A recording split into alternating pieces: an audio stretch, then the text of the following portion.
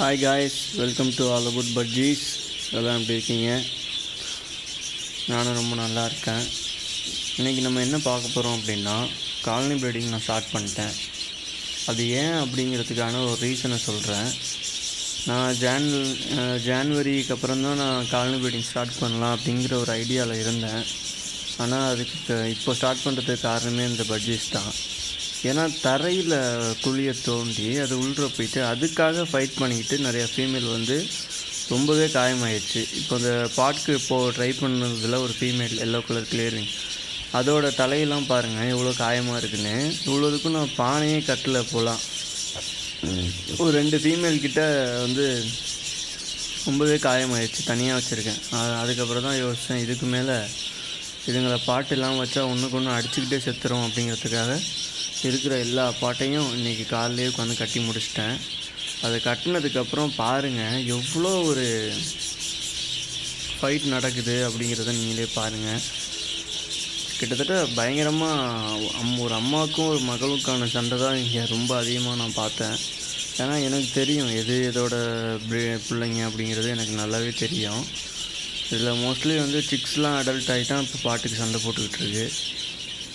பார்க்கலாம் அந்த வாட்டி ப்ரீடிங் ரிசல்ட் எப்படி இருக்கும். நான் இந்த பனிக்காலம் இந்த மழைக்காலம் தான் முடிஞ்சவொடனே ப்ரீடிங் ஸ்டார்ட் பண்ணலாம் அப்படின்ற ஒரு ஐடியாவில் இருந்தேன். கேஜ் ப்ரீடிங் அப்டேட்டு ரொம்ப நாளாக நான் கொடுக்கவே இல்லை. அது ஏன் அப்படிங்கிறதுக்கான ரீசனையும் சொல்கிறேன். ஏன்னா அடிக்கடி அந்த பாக்ஸை திறந்து டிஸ்டர்ப் பண்ணிக்கிட்டு இருந்தால் எனக்கு என்னமோ ரிசல்ட் ஒழுங்காக வராது அப்படிங்கிற மாதிரி யோசித்தேன். இப்போ தான் 1-2 கேஜில் உள்ள பேர்ட்ஸ்லாம் வந்து பேர்ட்ஸோட எக்ஸ்லாம் வந்து ஹேட்ச் ஆக ஸ்டார்ட் ஆகிருக்கு. நான் கூடிய சீக்கிரம் கண்டிப்பாக அப்டேட் கொடுக்குறேன். Breeding gauge individual breeding update கொடுக்குறேன். இது வரைக்கும் நமக்கு சப்ஸ்கிரைப் பண்ணி வச்சுருக்க எல்லாருக்கும் ரொம்ப தேங்க்ஸ். அப்புறம் நம்ம சேனலை மேலும் வளர செய்யுங்க.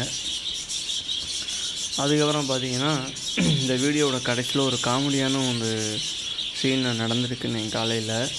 அதை பார்க்குறப்போ எனக்கே சிரிப்பாக தான் இருந்துச்சு. அதை நீங்களும் பாருங்கள் அப்படிங்கிறதுக்காக இந்த வீடியோவோட எண்டில் நான் அதை அட்டாச் பண்ணியிருக்கேன். ஓகே கைஸ், பாருங்கள் இந்த ரிசல்ட் வந்து எப்படி இருக்குது அப்படிங்கிறத நான் அப்டேட் பண்ணுறேன். பயங்கர சண்டை நடந்துக்கிட்டுருக்கு. இதில் எது ஃபிட்டஸ்ட்டோ அது வாழ்ந்துக்கிட்டோம் அப்படிங்கிற மாதிரி தான் நான் பானை கட்டியிருக்கேன். ஆமாம், எது ஃபிட்டாக இருக்கோ அப்படிங்கிறது சண்டை போட்டு பானையை பிடிச்சி ப்ரீட் ஆகட்டும், அந்த கான்செப்டில் தான் நான் இப்போ கட்டியிருக்கேன். பயங்கர சண்டை நடந்துக்கிட்டுருக்கு. வயசான லவ் பேர்ட்ஸ்லாம் என்கிட்ட எதுவும் இல்லை. எல்லாமே ஒரு அரௌண்டு ஒரு 3 இயர்ஸ் தான். ஏன்னா நான் வாங்கியே ஒரு 2 இயர்ஸ் தான் ஆகுது, 1.5 இயர்ஸ் தான் ஆகுது. அது இங்கே வந்து பொறிச்சு அடல்ட் ஆனது தான் அதிகமாக இருக்குது.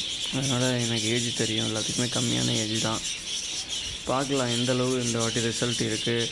என்ன ஒரு பிரச்சனை, நான் ஏன் இந்த ஜனவரி அப்புறம் ப்ரீடிங் ஸ்டார்ட் பண்ணலாம் அப்படின்னு இருந்தேன் அப்படின்னா, க்ரீன்ஸ் எதுவுமே வைக்க முடியாது. இப்போது 6 ஹேட்ச் ஆனிச்சு அப்படின்னா நம்மளால் பீட்ரூட் வைக்க முடியாது, கேரட் வைக்க முடியாது, எந்த ஒரு க்ரீன்ஸுமே கீரை வகைகள் எதுவுமே கொடுக்க முடியாது.